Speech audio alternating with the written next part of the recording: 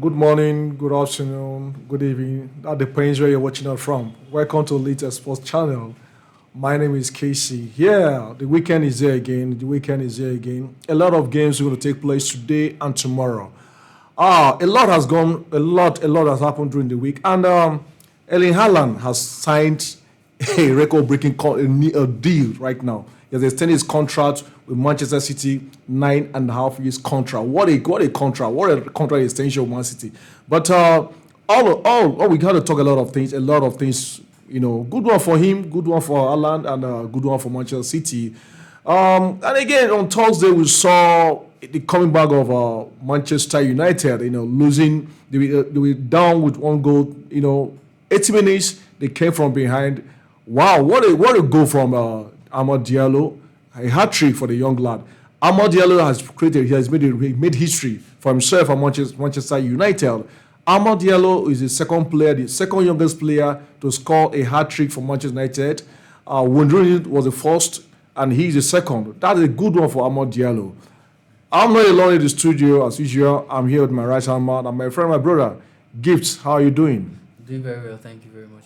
Thank you, Gift. Thank you, Gift. Let's start from what happened on Thursday, bro. Manchester United, Southampton. We are not here to talk about the game, but I'm so excited after the game because not because I'm a Manchester United fan, no, but because I saw resilience, I saw determination, I saw hunger, I saw a different Manchester United. It reminds me of what happened in 1999. Bayern Munich, Manchester United in the Champions League final. When Ferguson was on the touchline, screaming at the players. And it was about 2-3 minutes to the end of the game. They got that corner kick, and the rest is history. That was how Gunnar got a equalizing goal. And at the end of the day, Manchester United won the Champions League. So I saw that spirit back, Old Trafford. So tell me, what is your take in that game against Southampton? Well, I think that Manchester United's performance over the past few weeks, in fact, the game against Southampton especially, shouldn't be a surprise to a lot of people because this is a performance we've been seeing for a while now. Since Ruben Amorim came in, we've seen a progressive Manchester United.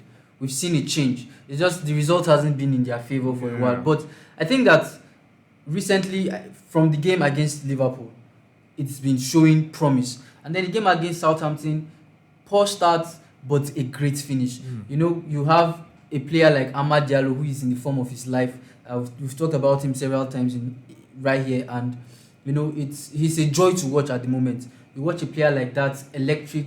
He gives you goals out of nothing. He's always resilient. Every time he always wants to get a goal at goal.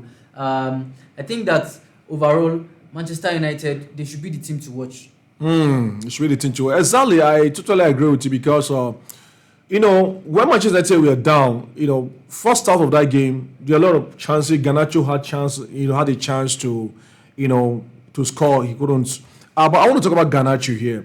Good player any time. But the problem I have Garnacho is his final touch. His finishing is poor.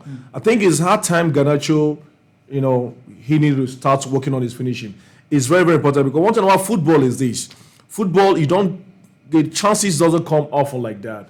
So when it comes, you make it count because it has a way of hurting you. Yeah. We've seen that several times in the Premier League, in the Bundesliga, Spanish League, etc. You can talk about. So I think Garnacho is one player that need to step up because, and for Amad Diallo, he has really shown. We saw his performance against Liverpool.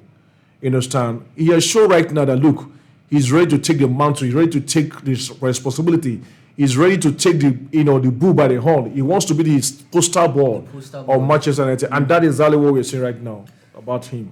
Exactly. Talking about Alejandro Garnacho, he should have been the poster boy if he continued with that is he it. started with. That is it. But then I think he has deviated a little. I guess maybe he's been carried away. I think I would agree with that because he's been off and on form. He comes in one game, he does very well, and then the next game he goes back down. So I think that he should really work on his game. He should work on his mentality on the pitch as well.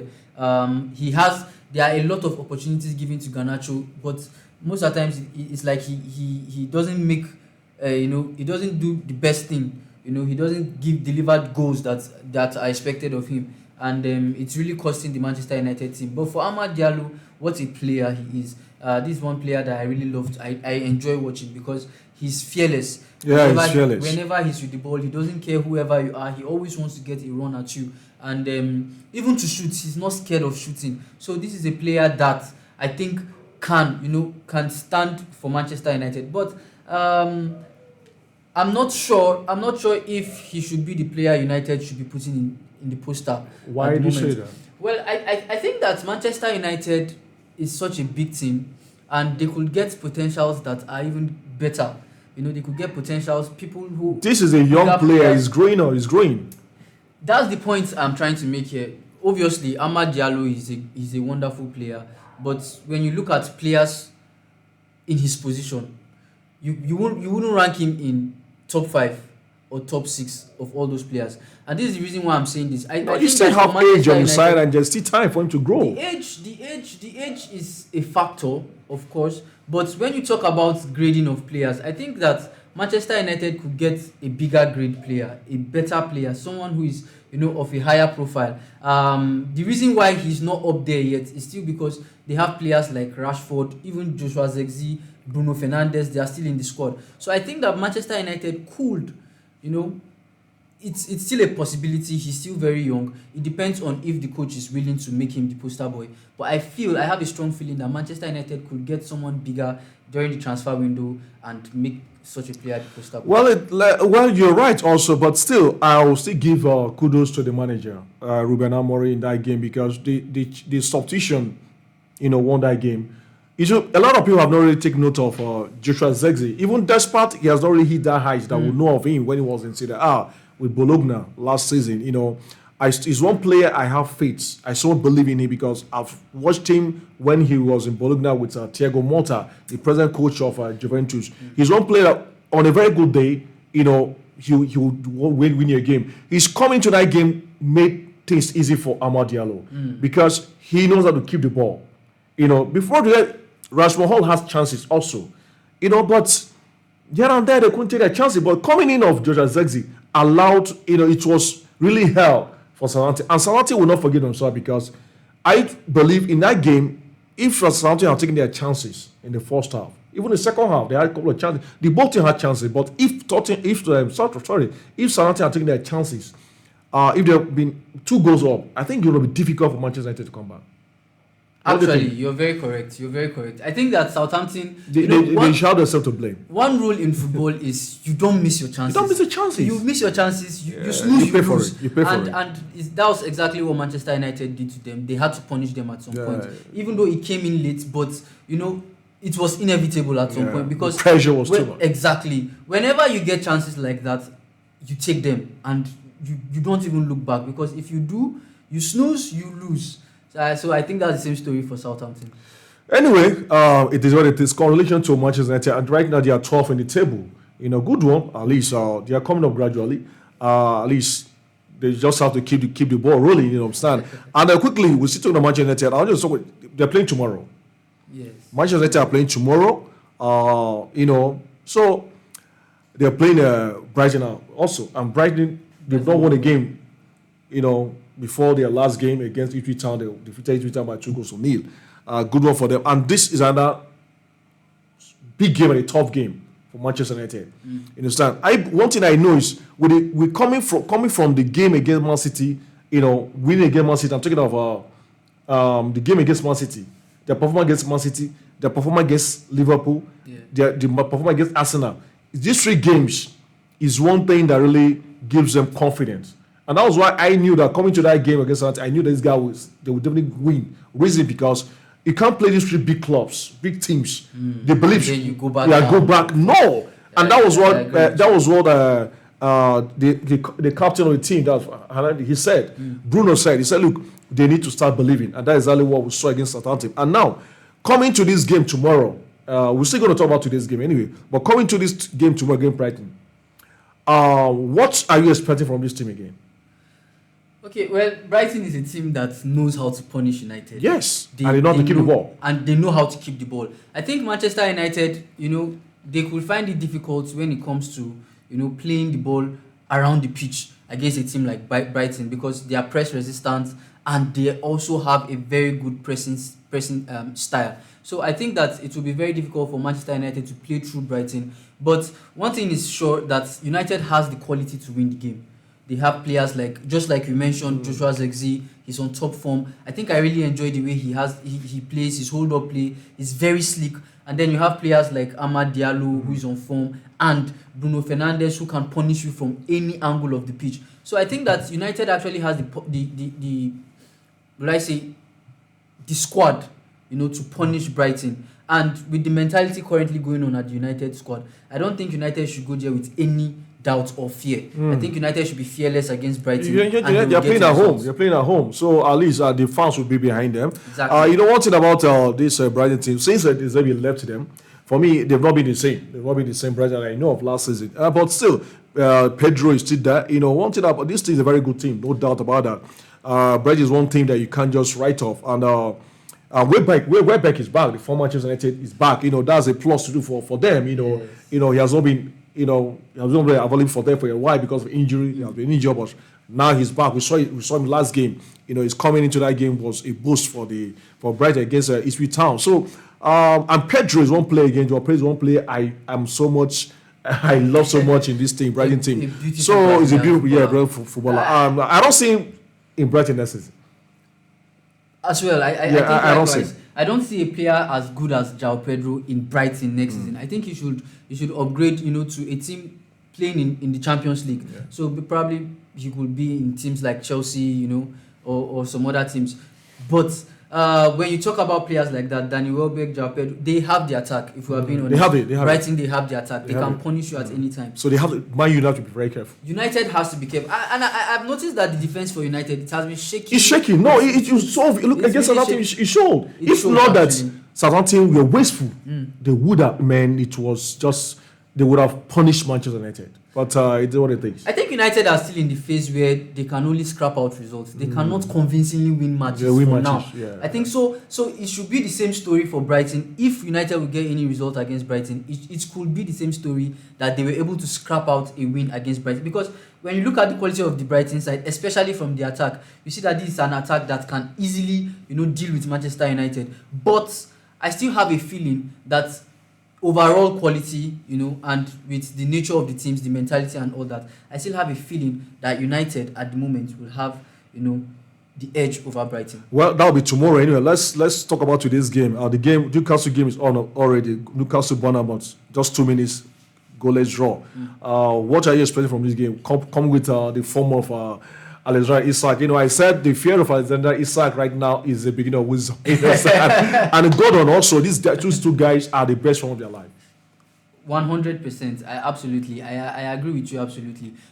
For Alexander Isak, this is one player that nobody, he was very good at Real Sociedad, obviously. But then leaving Real Sociedad, coming to Newcastle, everybody was thinking that you come to Newcastle, but you won't deliver, as much as the way you are delivering now. And if you check the amount of goals he's had the previous season and even this season, that shows he's consistent. He's been consistent. And it's not like he even plays every game in, game out. Sometimes he's off due to injuries and all that, but he comes back and then he starts to bang in the goals again. So I think that for this particular game against Bournemouth, it's going to be quite difficult because even for Bournemouth, they have quite a number of players that are on the top form of their life. You have players like Ivan Nilsson, you have Antoine Semenyo.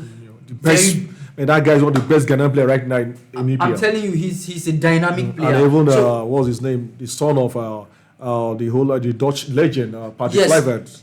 Justin Kluivert. They have quite a number of players. Even the defender, this Dean Huijsen guy, this Spanish guy, he's very, very good. So I think that it's a like for like competition between both teams. And for me, it's going to be the quality of either team to win this game. And for me, I think Newcastle has more quality. That midfield battle, obviously Newcastle has it because they are one of the best duel monsters in the league. When you talk about the attack, you have players like Gordon and Isak who are at the form of their life. I think it will be difficult to get a result, but Newcastle all the way. One thing I'm sure about this game is there'll be goals. There should be. There should be goals. There should be. Gift, Brentford or Liverpool? We were talking about Liverpool game. We said, look, this team need to step up because coming from their last game, if Liverpool want to really win this league, they need to start making it count. Because the way the whole thing looks like now, as if the players are getting tired. That is true. The Diaz, the Salah, and the rest of them, and for the defense, be shaking for a while. For some time now, Konate has not really been the Konate we saw when the season started, and so at the last game he was subbed. When Jota came in and got a equalizing game for them against Nottingham Forest. So this game against Brentford, what is your take on this game? Well, the game between Liverpool and Brentford, it's definitely going to be a tough one. And I would like to go. If I'm going to go with my sentiments, I would want Brentford to win. 1-0. I don't want too much. But if we are going to be realistic, I think Liverpool are going to win the game. 3-1. 3-1. Now the tough one. Now Chelsea Wolves. Another tough game for Wolves because Wolves have not been losing at home. Their last game losing at home. Yeah, they're going to Chelsea. So and the way it is right now, Chelsea they're dropping from the table. They're fourth right now with the table.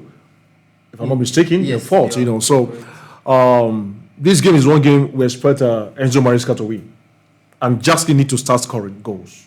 That's the truth. So Chelsea, Wolves. I think the dependency on Cole Palmer has been the problem with Chelsea for the past few games. I agree with you. And if they are going to continue that way, it's still going to be the same story. The rigmarole will continue. So I think, just like you said, if Jackson should step up, the likes of Jadon Sancho, Pedro Neto start to contribute to the goals, I'm going to look at this game and say Chelsea should get a good result against Wolves, probably a 3-0.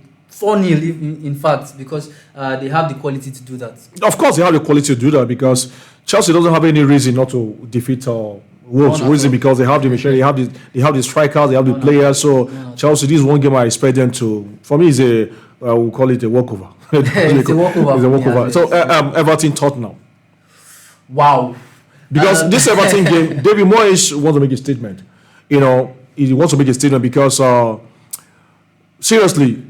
His first game he lost. He lost it, so this is second back. He's coming to Everton for the second time. He left Everton to Manchester United in 2013. He replaced Sir Alex Ferguson in Manchester United. So he's back to the team. So he's a familiar terrain. It's a place that he knows, very well. So Tottenham game is a tough game for him. Well, I think David Moyes, he inherited one of the best defensive sides in the Premier League. Because the work Sean Dyche did with this Everton side, we could see that they were really good defensively.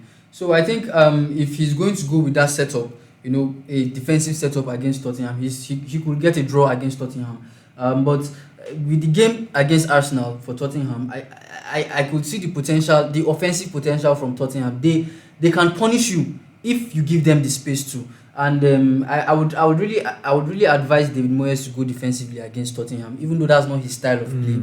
But I would advise him to go. They're playing at home, obviously, and they should be getting the results from Tottenham today. Yeah. But if he decides to play that expressive football that we all know David Moyes for, I don't think he's going to get a result against Tottenham. So, but for now, I would like to go a draw. Tottenham Everton. Seriously, I'm going for a win for Everton because they don't have any reason not to win this game. Right? Yeah, you couldn't compare the both, but Tottenham themselves they've been struggling.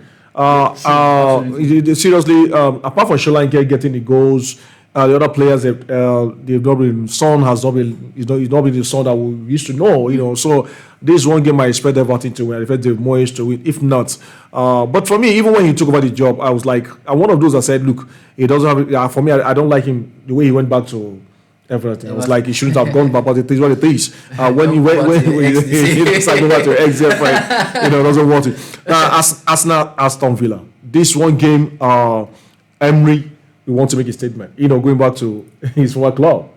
Emery is always making this. He's not making any statement today. No, it's more of Arsenal making the statement than even Emery making any statement. They won their game against Everton at home in Gordon's Park.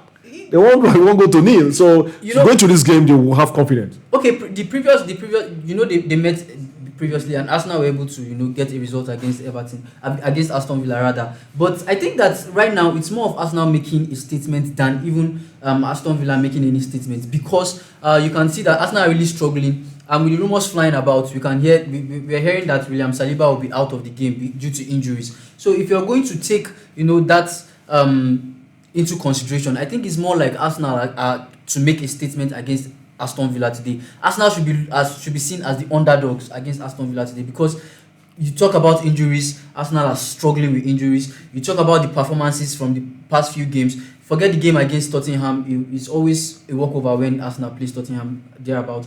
But for this game against Aston Villa, last season they had home and away, they defeated Arsenal. Arsenal got nothing against them. But then for this season, the first fixture, Arsenal had a result. But this second fixture is going to be quite difficult. But I'm still going to say Arsenal should get the win against Aston Villa any other ways, because probably from my sentiment and all that. But from a realistic point of view, I think Arsenal should be seen as the underdogs here. Something with me, or what? I want something in the sense that I don't believe Arsenal is going to this game as an underdog, because you won't compare the both teams. Now, it is what it is. Now, Ipswich Town, Manchester City, it's not a news.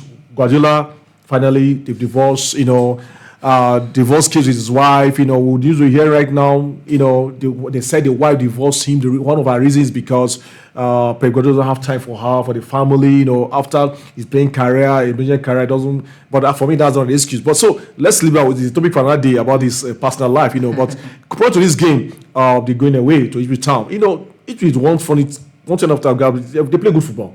Just they've not been getting the result. That's one thing. So they're going away tomorrow. So we expect nothing but a win. But do you think this divorce thing? I know you just said it's going to affect Pep Guardiola. It don't affect them ever. Because it has been there, yeah. Because just go back and check before the news. You see, I say when you get issue for your house as a married man, you're not a married man, so you don't know. As a married man, with your girlfriend, when you break with your girlfriend, say won't leave you, or leave you. You know how they feel. So imagine what this guy is going through. I think this past few months has really shown us that Pep Guardiola no sabi handle difficulties. Because it go affect him. Because in a manager we don't sabi that. He don't sabi. Winning. So now you don't see it don't change that way around. And coupled with this marital issue. Exactly. It's a big problem. Now that it's quite tough for him, he's really struggling, to get the results and all that. It's even affecting his job at the moment. Ipswich Town is not a news. They will punish. They will just now spoiler them mean. And I think that when you look at the types of players that they have, that Liam Delap, especially the fact say he come up from City and then they play for Ipswich, he won't make statement today. So I think that this game is going to be quite difficult for City. If City will get a win out of this game, narrow escape. But with the news of Erling Haaland renewing his contract, 9.5 years contract. Exactly. So that's why you don't carry a placenta. Say I'm not living here again. Foden is back on form. I think that City can still have a result against Ipswich Town. It go dey difficult. It go dey difficult because Ipswich Town they want to play their game. As smaller they be, they want to. Now they're not having to lose. They want to. Obviously they do not. So it is all. These are the games. These are the games that will go on tomorrow and today. These are the games. So this we're going to draw the curtain. Gifts, man, thanks for coming around. Come, thank you. You just say my 5 and 6. We appreciate. So this Lee Sports channel, please subscribe and share. Just share more. Hear your comment for the comment section. What do you think about everything we talk about this game? Even the like button, press it so that anytime we upload, you go here, you go see him, you go quickly, go to hear what you go do. So when they talk of RCB, sir, we know the joke here. So please share and subscribe. Thank you very much.